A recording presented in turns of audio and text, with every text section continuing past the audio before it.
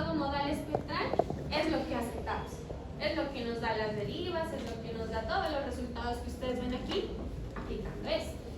Pero entonces la norma nos dice lo siguiente, o bueno, en general todos sabemos lo siguiente. Este método es un método estático. Y si bien es aproximado, lo que sí sabemos es que él aplica el 100% de la masa de la edificación en sus cálculos. Y nosotros lo sabemos porque yo les decía que uno contemplaba el peso de la estructura total. Entonces el método estático contempla el 100% de la masa. ¿Qué sucede con este método modal espectral? Al ser un método modal espectral, lo que yo les decía, por cada uno de los puntos que ustedes ven en este modelo, hay muchísima información. ¿Cuántos nudos creen que hay o punticos creen que hay en este modelo, en este edificio? ¿Más de 100? Seguramente más de 100. Y por cada uno de ellos hay 6 grados de libertad con sus diferentes desplazamientos y rotaciones. Y hacer el análisis de eso computacionalmente es pues bastante complicado. Es así entonces, muchachos, que al ser un método dinámico, no nos da certeza, o sea, no sabemos, y no sabemos es grave, qué porcentaje de masa está participando en los cálculos. Y entonces yo no sé si esto es representativo, porque yo no sé si está aplicando el 50%, el 60%, el 80% de la masa. ¿Y qué sucede si no está aplicando el 100% de la masa? Pues que los datos que me está dando no son confiables. Entonces la norma que nos dice, vean, cuando usted utilice el método modal espectral, asegúrese de que por lo menos esté participando el 80% de la masa o el 90% en castigo. Si tenemos estructuras regulares o irregulares. El 80 y 90% de la masa ¿de quién? De un método estático. Es por esa razón que en la configuración de load patterns que yo les mostraba aquí en el TAPS estaban las dos fuerzas horizontales equivalentes. No porque las necesitemos para el diseño ni para el análisis, sino que nos sirve para poder hacer este chequeo de que de verdad toda la masa de la edificación pues se esté calculando, se esté utilizando. Ahora, ¿qué tienen que saber? Que seguramente, así como está configurado este TAPS que les estoy mostrando, pues seguramente no está cumpliendo con eso. Así que tenemos que hacer el chequeo. Y como cambiamos el método y ya no estamos utilizando 130, la manera en la que hacemos corrección de cortante basal varía. Es lo que les voy a mostrar. Entonces, una vez he corrido el programa, voy al menú Display y a que me muestre las tablas. Aquí, donde dice Análisis de resultados, hay diferentes casillas y vamos a desplegar la que dice Información de salida de la estructura o Structure Output. Y aquí hay una muy importante que dice Base Reactions, o sea, reacciones en la base. Esas reacciones en la base, muchachos, me está dando el valor del cortante basal. Yo no sé si ustedes se acuerdan cuando vimos fuerza horizontal equivalente, que yo les decía que ese cortante basal es el cortante acumulado aquí, en la base. Ese valor nos lo va a dar el TAPS allí, en ese menú, Base Reactions. Cuando ustedes le den OK, aquí va a aparecer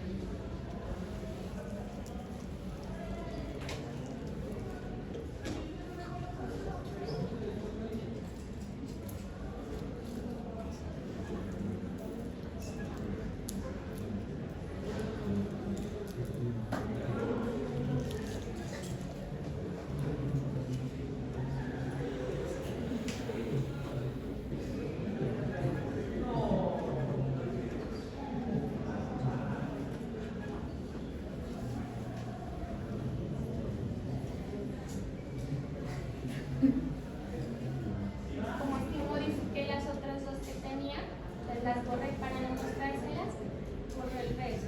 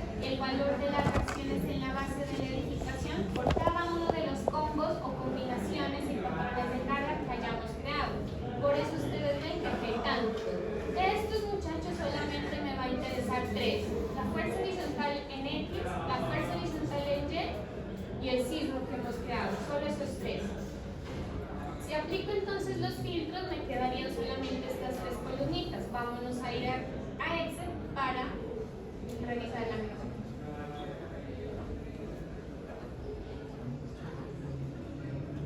Listo.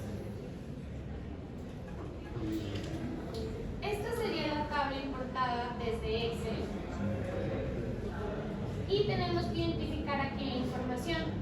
Entonces, aquí dice fuerza horizontal equivalente en X.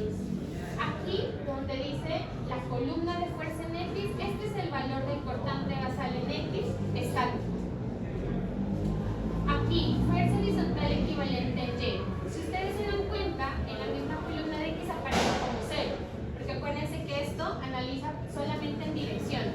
Aquí donde dice fuerza horizontal equivalente en X, la de X lleva un valor y la de Y está en ceros. Y viceversa con la Y, ¿no? En X está en ceros y en Y ya hay el valor.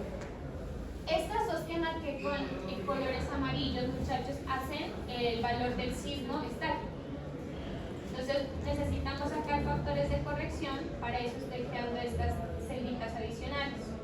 Entonces tenemos un sismo estático en X y también tenemos un sismo estático, pero en Y. Entonces, el sismo estático en X es este valor de acá arriba y el sismo estático en Y es este. Listo. Ahora, necesitamos identificar si la estructura es regular o irregular. En este caso ya les había dicho que mi estructura califica como irregular por esa por irregularidad en el diafragma, por este huequito que tiene. ¿Qué me dice la estructura? La norma habla de castigos. ¿A qué hace referencia con eso? Cuando una estructura es irregular, se supone que no soporta tan bien o no se comporta tan bien como una estructura simétrica, ante un sismo, ante desplazamientos, ante la torsión. Entonces, en ese caso nos dice que cuando es una estructura irregular, la masa participativa en los cálculos tiene que ser por lo menos del 90%. Si fuera regular, entonces como no es tan exigente, con que participe el 80% estaríamos bien. Aquí al ser una estructura irregular será el 90%. Entonces vamos a encontrar un límite en X y un límite en Y. ¿Qué es ese límite? Pues se supone que es el valor del cortante basal que debemos alcanzar en ambas direcciones estáticos. Entonces, ¿qué hago? Multiplico el sismo estático por el factor de irregularidad. Y lo mismo lo hago por el sismo estático en Y, por este mismo 0,9. ¿Qué son estos límites, muchachos? Esto es lo que debería considerar como masa el método dinámico o modal espectral. ¿Listo? Como mínimo eso. Ni siquiera le pide que analice o que tenga en cuenta estos 21.600 kilonewton, no. El 90%, 19.000. Entonces ahora vamos a encontrar los factores de corrección. Aquí está el factor para X y el factor para Y. ¿Cómo se obtiene ese factor? Dividiendo el límite entre el sismo dinámico. Esta es la diferencia con el otro método. Con el otro método, muchachos, salía una fila de sismo dinámico en X y otra fila de sismo dinámico en Y. Aquí, en la misma fila, van a aparecer los dos valores de sismos de cortantes basales dinámicos. Entonces, este de aquí va a ser el de X y el de Y sería el límite entre estas líneas. Miren, entonces, si me devuelvo acá arriba, estos dos son los sismos dinámicos, los cortantes dinámicos con los que tenemos que comparar. Miren entonces los valores que me están dando. Que en X el factor de corrección es 1.15 y que en Y es 1.16. Realmente no estamos tan desfasados porque este factor debería ser 1. ¿Listo? O vamos a buscar que sea 1. ¿Cómo hago eso entonces? Voy a tomar este factor y lo voy a multiplicar en el load case que hemos creado. Entonces voy de nuevo a mi SAP, quito el candado y vamos a volver al menú definir load cases. Ahí donde creamos ese sismo que incluye las dos cosas. Entonces, aquí donde está el valor de la gravedad, muchachos, lo vamos a multiplicar multiplicar por el factor que hayamos encontrado. Para X había sido 1,15 y para Y había sido... ¿Saben cuál es el problema aquí? Creo que estoy utilizando puntos en lugar de puntos. A ver, sería por 1,16. Ah, ya vi. Entonces aquí sería 9,81 por 1,15. En mi computador funciona con comas. Entonces cuando le pongo puntos es como si fuera un número gigante. Hay que tener en cuenta eso.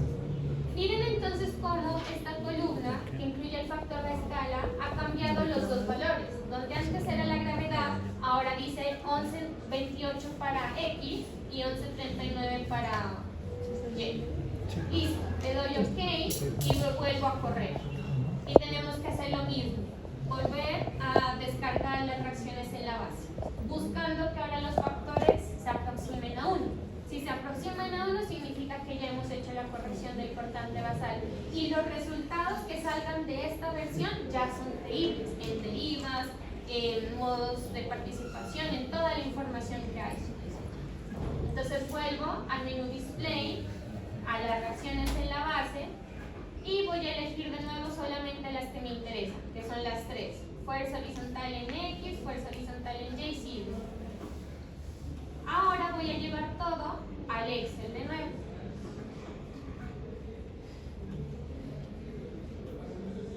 Y tenemos que hacer el mismo cálculo.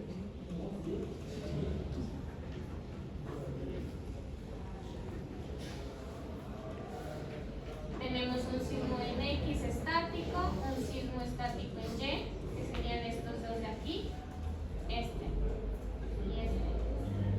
Al ser una estructura irregular, tenemos que castigarla con el 90%, y el límite en X y el límite en Y serían los siguientes: multiplicar ese valor de cortante por 0,9 y el de Y también. Eso no cambia. Ahora buscamos el límite, el factor. Factor en X y factor en Y. Estos factores son los que necesito que se parezcan al 1. Entonces vamos a dividir este entre su sismo dinámico.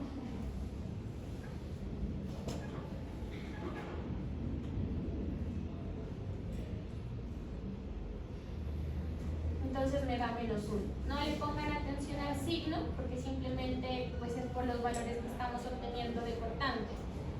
Nos interesa es el 1 y tiene que ser 1. Y lo mismo tiene que ser en Y. Dividimos el límite en Y entre su límite, entre su sismo en su cortante dinámico. Y nos damos 1. Entonces, como ya corregí esta versión del TAPS que les estoy mostrando, de esta debo sacar derivas, de esto debo sacar periodos, frecuencias, modos de participación, masa participativa, de esto, porque ya sé que contempla el 90% de la masa en sus cálculos.